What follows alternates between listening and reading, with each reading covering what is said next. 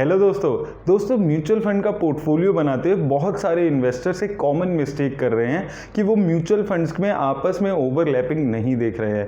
Mutual funds की आपस की ओवरलैपिंग का मतलब यहाँ पर ये हो जाता है कि मान लीजिए आपने अपने पोर्टफोलियो में 5-6 म्यूचुअल फंड्स ऐड कर लिए, लेकिन वो 5-6 म्यूचुअल फंड में से 2-3 म्यूचुअल फंड्स लगभग एक जैसी कंपनी में ही पैसा लगा रहे हैं, यानी कि 60-70% या 50% उनकी कंपनी सेम है। तो यहाँ पर आपको डाइवर्सिफिकेशन नहीं मिल पाती है जो आप 5-6 म्यूचुअल फंड में इन्वेस्ट करके पैसा लगाने की कोशिश करते हैं। तो यहाँ पर वो जो डाइवर्सिफिकेशन है वो आपकी मिसिंग रह जाती है, और जब वो कुछ कंपनीज गिरने लगती है तो आपका सारा पोर्टफोलियो नीचे आने लगता है। तो इन्वेस्टर्स एक कॉमन मिस्टेक यहाँ पर ये कर जाते हैं कि वो किसी भी कैटेगरी की टॉप 2 फंड्स उठाकर उनको अपने पोर्टफोलियो में ऐड कर लेते हैं, लेकिन ऐसा करने से आपके पोर्टफोलियो को कोई एक्स्ट्रा बेनिफिट नहीं होगा। तो इस वीडियो में मैं आपको पहले दिखाऊंगा एग्जाम्पल के साथ कि कौन कौन से कैसे कैसे फंड्स आपस में ओवरलैप कर सकते हैं, और साथ में मैं आपको ये भी दिखाऊंगा कि आप खुद कैसे किसी भी म्यूचुअल फंड की ओवरलैपिंग को वेरीफाई कर सकते हैं इंटरनेट पे। तो आइए दोस्तों देख लेते हैं ये वीडियो। तो दोस्तों आप लोग काफी आसानी से म्यूचुअल फंड्स का ओवरलैप चेक कर सकते हैं। तो यहाँ पर आपको कोई वेबसाइट का नाम भी याद रखने की कोई ज़रूरत नहीं है। आपको सिंपली यहाँ पर जाकर म्यूचुअल फंड ओवरलैप सर्च करना है नेट पे, और ये जो 2 ऊपर टॉप वेबसाइट्स आ रही हैं इनमें आप जाकर अपना म्यूचुअल फंड का ओवरलैप चेक कर सकते हैं। अब अगर हम ये पहली वेबसाइट पे चलते हैं advisorkhoj.com पे, तो अगर मैंने क्लिक किया तो सीधा इनका वही पोर्टल पे वही पेज खुल गया है जहाँ पर हम म्यूचुअल फंड का पोर्टफोलियो ओवरलैप चेक कर सकते हैं। तो यहाँ पर आपको कैटेगरी सिलेक्ट करनी है कि आप कौन सी कैटेगरी के म्यूचुअल फंड्स का चेक करना चाहते हैं। तो अब यहाँ पर हम सिलेक्ट कर लेते हैं लार्ज कैप फंड सिलेक्ट कर लेते हैं।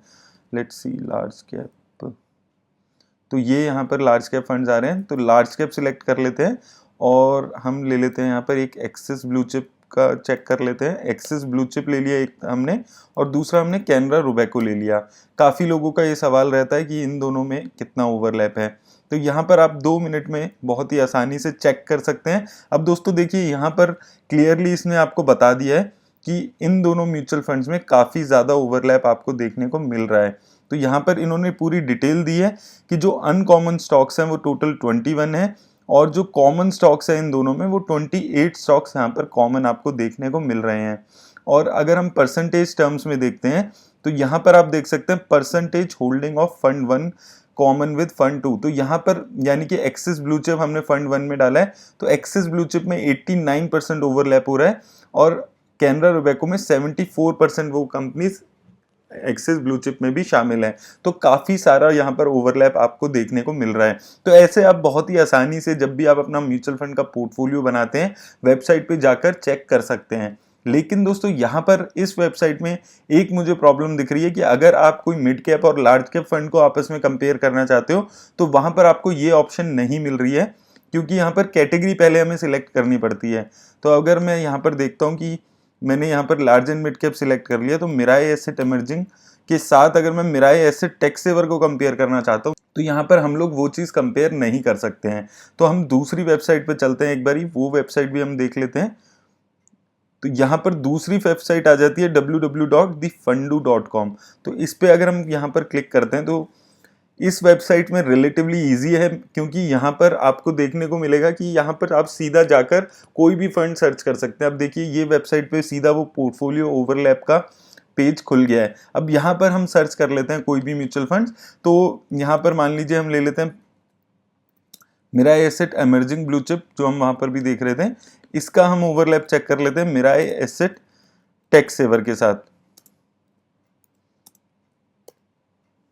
तो यहाँ पर हम 2 अलग अलग कैटेगरी के भी चेक कर सकते हैं। तो इस वेबसाइट में 2 हम अलग कैटेगरी के जो म्यूचुअल फंड्स हैं उनका भी ओवरलैप हम चेक कर सकते हैं। अब जैसे हमने इन दोनों का यहाँ पर अगर वेरीफाई किया है तो Mirae asset emerging blue chip और मिराई एसेट टैक्स सेवर में 89 to 85% जो कॉमन स्टॉक्स यहाँ पर आपको दिख रहे हैं, और यहाँ पर पूरी डिटेल्स भी आ रही हैं कि जो फंड है मिराई एसेट इमर्जिंग उसके पास टोटल 59 कंपनीज हैं, वहीं मिराई एसेट टैक्स सेवर के पास 61 कंपनीज हैं, और इन दोनों फंड में लगभग 50 कंपनीज कॉमन है।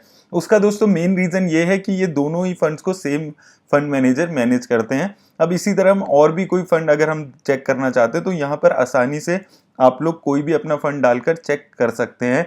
जैसे कि हम अगर अब कोई और फंड यहाँ पर चेक करते हैं, अब यहाँ पर हम एक्सेस ग्रोथ अपॉर्चुनिटीज का यहाँ पर देख लेते हैं कंपैरिजन, अगर हम किसी और के साथ करना चाहें, क्योंकि काफी लोग पूछते हैं। तो यहाँ पर आ रहा है एक्सेस ग्रोथ अपॉर्चुनिटीज का पराग पारिक के साथ कंपैरिजन, हम लोग देख लेते हैं। यहाँ पर पराग पारिक लॉन्ग टर्म इक्विटी आ रहा है, पहले जो इसका नाम हुआ करता था, लेकिन अब चेंज होकर फ्लेक्सी कैप हो गया है। तो यहाँ पर आप देखेंगे पराग पारिक, फ्लेक्सी कैप और एक्सेस ग्रोथ अपॉर्चुनिटीज में बहुत ही कम कॉमन स्टॉक्स हैं। तो दोस्तों ऐसे आप म्यूचुअल फंड के अपने ओवरलैप चेक कर सकते हैं वेबसाइट्स पे जाकर, और इससे आपके पोर्टफोलियो में आपको पता होगा कि कितनी डाइवर्सिफिकेशन आपको मिल रही है। बहुत जरूरी हो जाता है कि आप ये चीज जरूर ध्यान में रखें कि जो आप 5-6 म्यूचुअल फंड का पोर्टफोलियो बना रहे हैं वो आपस में कितना ज्यादा ओवरलैप हो रहा है, क्योंकि कई बार लोग ये गलती बहुत बार करते हैं कि वो सेम म्यूचुअल फंड्स ऐड कर लेते हैं जिनकी बहुत सारी ओवरलैपिंग हो रही है। मैं कई बार आपको बोलता आया हूं कि आपको जरूर ये चीज देखनी है कि ओवरलैपिंग कितनी है। मेरी तरफ से दोस्तों आज इतना ही। उम्मीद करता हूं अब आपको क्लैरिटी मिल गई होगी